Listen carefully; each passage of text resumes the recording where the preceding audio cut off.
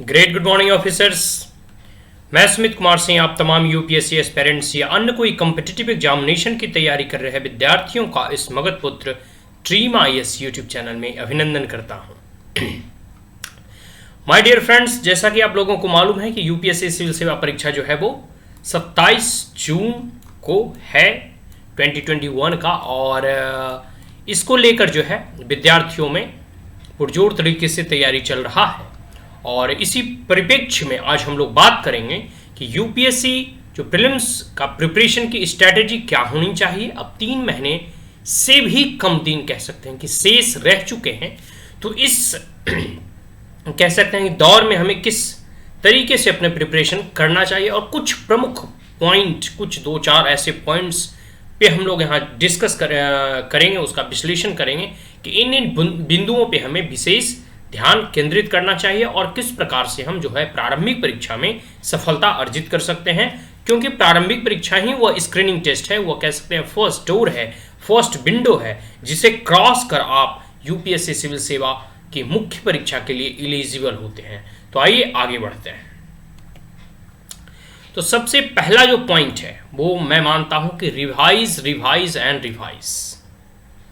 अभी तक आपने जो कुछ भी पढ़ा है, मतलब कह सकते हैं कि यूपीएससी सिविल सेवा परीक्षा में मूलतः विद्यार्थी 1-1.5 साल तक का करेंट अफेयर पूछे जाते हैं, और जितने भी स्टैटिक्स पोर्शंस वगैरह हो गए, हिस्ट्री हो गया, ज्योग्राफी हो गया, इकोनॉमिक्स हो गया, आर्ट एंड कल्चर हो गया, और जितनी भी चीज़ें, साइंस एंड टेक हो गया, इन्वायरमेंट एंड इकोलॉजी हो गया, जितने भी प्रीलिम्स का सिलेबस आप देख सकते हैं, मैंने इस कह सकते हैं प्रीवियस वीडियो में ऑलरेडी अपलोड कर चुका हूं कि प्रारंभिक परीक्षा के क्या क्या सिलेबस हैं। तो उस सिलेबस के अकॉर्डिंग आपने जितना भी अभी तक अध्ययन किया है उसको रिवाइज करना नेसेसरी है।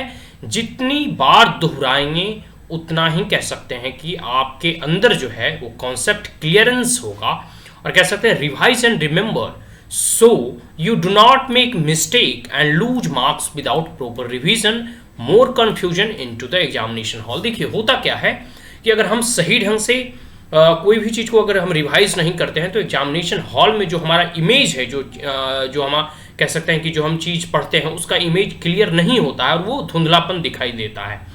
कहने का मतलब यह हुआ कि हम जो भी चीज़ आज तक पढ़े हैं उसका हम सही से कह सकते हैं एक बार पुनरावृत्ति करें, उसको सही ढंग से रिवीजन करें, और जितनी बार रिवीजन करेंगे उतना ही कह सकते हैं कि हमें जो है उस चीज़ों को इन बिटवीन द लाइंस क्या लिखा हुआ है वह समझ में आएगा, और हम परीक्षा हॉल में कोई मिस्टेक नहीं करेंगे।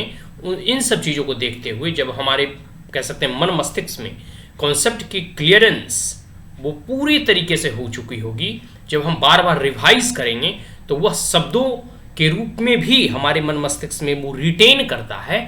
तो इस चीज़ों को देखते हुए जब कोई भी क्वेश्चंस आएंगे, मल्टीपल चॉइस क्वेश्चंस, उसमें है कि कॉन्सेप्ट की क्लियरिटी मांगती है, क्योंकि 4 ही ऑप्शन होते हैं, एक सही ऑप्शन का उसमें चयन करना होता है। उसमें सब्जेक्टिव नहीं होता है कि आप कुछ भी लिख के आ गए 2-4 नंबर मिल जाएगा। अगर आपका उसमें होगा, सिर्फ 2 फैसले होते हैं, या तो आंसर सही होंगे या गलत होंगे।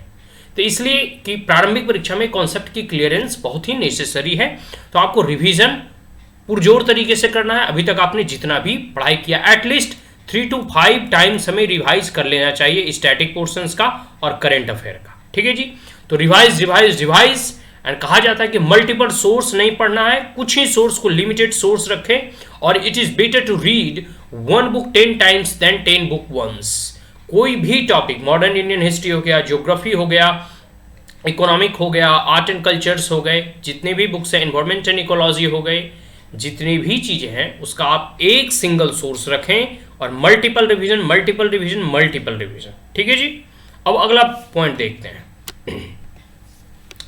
Current affair preparation. देखिए 1.5 साल का लगभग करेंट अफेयर पूछा जाता है। ठीक है जी।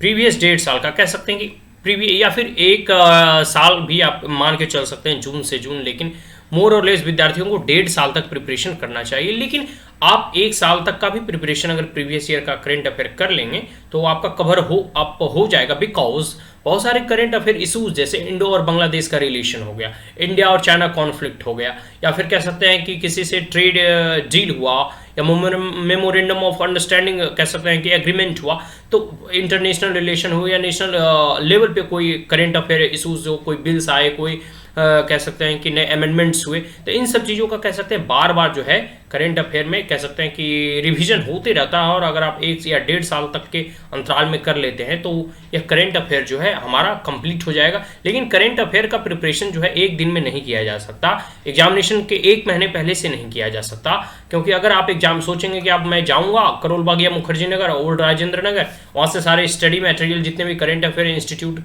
कोई भी इंस्टीट्यूट के विजन IAS या ऑन अकेडमी या कोई भी इंस्टीट्यूट के करंट अफेयर होगा उसे ले आऊँगा और 1 महीने में ही पढ़ लूँगा, ऐसा कभी नहीं होगा। और माय डियर फ्रेंड्स कह सकते हैं it will overload of information and your memory में not be able to cope up with the sudden load. आपके मेमोरी में वो ओवरलोड हो जाएगा और उससे आप कह सकते हैं कि फिर उभर नहीं पाएंगे, क्योंकि जब आप प्रीवियस ईयर 1 या 1.5 साल का आपके पास इतना कह सकते हैं करेंट अफेयर हो जाएगा कंपाइलेशन का, तो आप उसे ऑब्वियसली सी बात है कि मतलब उसे आप सही ढंग से पढ़ ही नहीं पाएंगे, क्योंकि वो ओवरलोड हो जाएगा। इसलिए आवश्यक है कि so spend a few hours every day from now itself on the current affairs and make sure again to revise regularly. तो इसलिए आवश्यक है कि आप अभी के दिन से ही कम से कम 2 घंटे, 3 घंटे, 1.5 घंटे, जितना भी समय मिले आप करंट अफेयर पे फोकस करें और उसे रिवाइज करते रहें, सो डैट कि आपको जब आप at the end of the day आप जब एग्जामिनेशन कह सकते हैं परीक्षा या 27 जून से कुछ ही दिन पहले होंगे, तो आप उसे फ्लो में रिवीजन करते चले जाएंगे। अदरवाइज इतना बर्डन हो जाएगा कि आपको लगेगा कि मैं पढ़ूं क्या और क्या ना पढ़ूं। तो इसलिए आवश्यक है कि आप थोड़े थोड़े करके, मतलब थोड़ी करके, आप धीरे धीरे करके ही आप करंट अफेयर को 1-2 घंटा डेली देते हुए आप पढ़ें। आगे practice a lot of test series. My dear friends, इसका कोई भी अल्टरनेटिव नहीं है। आपने अभी तक क्या पढ़ा, आपने के अंदर कितना ज्ञान है, कितना इंफॉर्मेशन है, कितना करंट अफेयर, कितना स्टैटिक पढ़ा, उससे कमीशन और आयोग को कोई मतलब नहीं होता है। कमीशन और आयोग आपके प्रश्नों पत्र को चेक करते वक्त बस यह जांचेगी कि आपने कितने प्रश्नों का सही उत्तर दिया, और यह तभी आप सही उत्तर दे पाएंगे, आप कट ऑफ तभी क्लियर कर पाएंगे जब आपने बहुत सारे टेस्ट सीरीज कह सकते हैं सॉल्व कर चुके होंगे। क्योंकि टेस्ट सीरीज सॉल्व करने का एक फायदा यह है कि आपको एक अनुभव मिल जाता है कि किस प्रकार के प्रश्न पूछे जाते हैं, प्रश्न पूछने का पैटर्न क्या है, क्वेश्चंस कैसे कह सकते हैं फ्रेम किए जाते हैं, और इसके साथ साथ आप प्रीवियस ईयर के क्वेश्चंस कम से कम 20 साल नहीं तो 10 साल का तो बनाए ही बनाए, और 10 साल भी नहीं तो 2013 के बाद से जब से कह सकते हैं पैटर्न चेंज हुआ, सिलेबस चेंज हुआ, 2020 तक आप प्रीवियस ईयर के प्रीलिम्स के क्वेश्चन पेपर सॉल्व करें ही करें। इससे क्या है कि आपको यह मालूम चलेगा कि किस किस एरिया से कौन कौन से मॉडर्न इंडियन हिस्ट्री से कितने क्वेश्चंस पूछे जाते हैं, आर्ट एंड कल्चर से कितने क्वेश्चन पूछे जाते हैं, इन सब ओवरऑल कॉन्सेप्ट जो आपके अंदर वो क्लियर हो जाएगा। तो टेस्ट पेपर को सॉल्व करना जरूरी है। Pick up some test series booklet, assess the level of your preparation, your ability to finish on time, और इससे यह भी मूल्यांकन पता चल जाएगा कि हम कितने घंटों में कितने प्रश्नों को सॉल्व करते हैं। क्योंकि प्रारंभिक परीक्षा में हमें 2 घंटे मिलते हैं मात्र, और 2 पेपर होते हैं, तो पहला पेपर में भी 2 घंटा, दूसरा पेपर में भी 2 घंटा, लेकिन पहला पेपर में कह सकते हैं कि 100 क्वेश्चंस होते हैं, 100 क्वेश्चंस होते हैं। तो आप मान के चले कि 2 घंटे के समय सारणी में हमें 100 प्रश्नों का उत्तर देना है और 100 प्रश्नों को हल करना है। तो यह आवश्यक है कि आप उस आधार पे ही कह सकते हैं अपनी तैयारी करें, ताकि आप जो है 2 घंटे के अंतराल में with in the duration of 2 hours you able to solve all 100 questions। so यह तभी आएगा जब आप प्रैक्टिस करेंगे, और वह भी टेस्ट पेपर से। आप टेबल कुर्सी पर बैठ के टाइम वॉच लगा के कि देखिए 2 घंटे का टाइम वॉच फिक्स किए हैं और हम अब इतने देरी में हमको इतने क्वेश्चन सॉल्व करने का अभ्यास कर दें। शुरू में आप 50 क्वेश्चन कर पाएंगे, फिर 60, फिर 70, धीरे धीरे ऐसा समय आएगा जब 90 अबव या 90+ क्वेश्चन सॉल्व आप जो है 2 घंटे में सॉल्व कर लेंगे। तो यह है your ability to finish on time. आपको टाइम पर भी फिनिश करना है, और टेस्ट पेपर से कह सकते हैं मॉक टेस्ट पेपर से आपका अभ्यास हो जाएगा। प्रीवियस ईयर करंट अफेयर जितना पढ़े उन सारी चीज़ों का अभ्यास होगा, और यही अभ्यास जो है आपको एग्जामिनेशन हॉल में आपके अंदर कॉन्फिडेंस बिल्डअप करेगा, और आप जो है सभी प्रश्नों का टाइमली बेसिस पे कह सकते हैं सॉल्व करते चले आएंगे, और आपको घबराहट नहीं होगा। आप जो है आसानी से प्रश्नों को सॉल्व कर लेंगे। तो ये कुछ प्रमुख बिंदु रहा जो मैं आपके साथ डिस्कस करना चाहता था। अब आगे देखिए अगला बिंदु क्या है कि make a routine to be most active during exam hours. आप परीक्षा के नज़दीक आ गए हैं, मात्र से कह सकते हैं 90 दिनों से भी कम बचे हैं। आज कह सकते हैं कि 28 तारीख हो गया। तो यह आवश्यक है कि अब आप एक शेड्यूल बनाएं, एक टाइम टेबल बनाएं, जिसके टाइम टेबल के आधार पर अब आपकी जो स्टडी होनी चाहिए, आप ऐसे नहीं कि जब तक जो पढ़ने का इच्छा हुआ जब पढ़ते आ रहे थे, कभी हिस्ट्री पढ़ लिए, कभी ज्योग्राफी पढ़ लिए, कभी इकोनॉमिक्स पढ़ लिए, नहीं। अब आपको बाकायदा टाइम टेबल बना के और स्टडिंग और प्रैक्टिस करना है। 8 to 10 आवर्स आपको देना है और divide it into slot. Time को स्लॉट में डिवाइड करें कि आप जैसे है कि मॉर्निंग अगर 8 बजे से बैठते हैं तो 8 से 2 आपकी एक स्लॉट होनी चाहिए।